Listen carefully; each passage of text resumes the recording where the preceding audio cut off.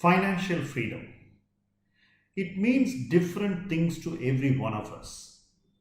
But there's no denying that financial freedom simply lets us be. It gives us the choice to do what we want, when we want, and how we want. So, when should this journey to financial freedom begin? On a personal note, my journey started at the age of 21. It was not something that I had thought through, but circumstances made me think that the first thing that I must achieve is financial freedom. Everything else would come along the way. Aspiration and the right to choose what I wanted to do seemed to me as the most important thing at 21. And that is what made me start on the journey to financial freedom. It is another matter that my aspirations evolved, changed, morphed, and got completely transformed from what it was at the starting point. But to begin, those aspirations served in providing me with great purpose. When should you begin? I think when a person starts to work, his journey to financial freedom effectively begins. This is not something that starts with the other milestones in your life. It is the starting milestone of your life, the journey to financial freedom. How long will it take to reach financial freedom? This is something which people don't have a ready answer for the simple reason that if you start early, the chances are you will reach it much earlier. And if you start in your middle years of your life, let us say in your 30s, then it takes longer. Why is that?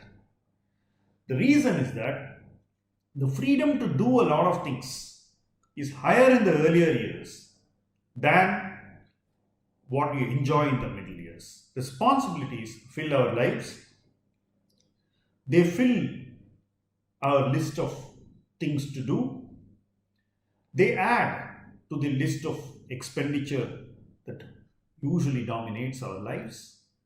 And they tend to restrict us more in the middle years than in the earlier years. Now, this is completely contradictory to what people think. Most people think that in their early years, they need not do much. And there is time to do things in the middle years. Nothing can be more imperfect than this thought. By starting early, you give yourself more freedom. My experience was that by the time I had completed 8-9 years, I had actually achieved financial freedom.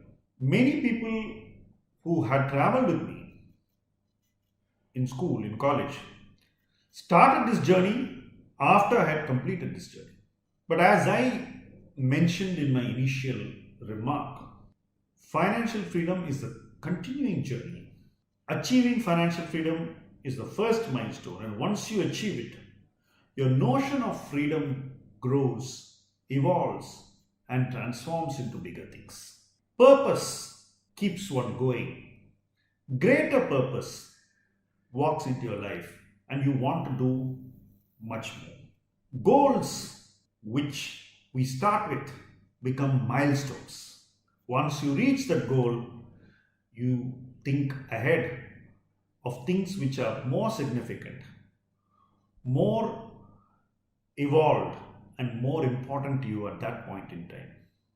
That is why a goal is not an end but a milestone. Each milestone shows you a bigger milestone, a better milestone. Greater purpose tends to fill your life. The journey to financial freedom is expansive. It grows with you. It grows you. It grows on you. You grow your finances and achieve more than you ever imagined. The pervasive presence of growth on the journey to financial freedom is what makes one achieve more than he ever dreamt, more than he originally envisaged, and more than what others who don't make this journey early enough create. The journey to financial freedom is not just about creating wealth, becoming materially self sufficient, or having more than you need. It is about providing for better choices, giving yourself the room to live a better life, seeking holistic comfort in the way you live, and doing more for those who matter to you in your life.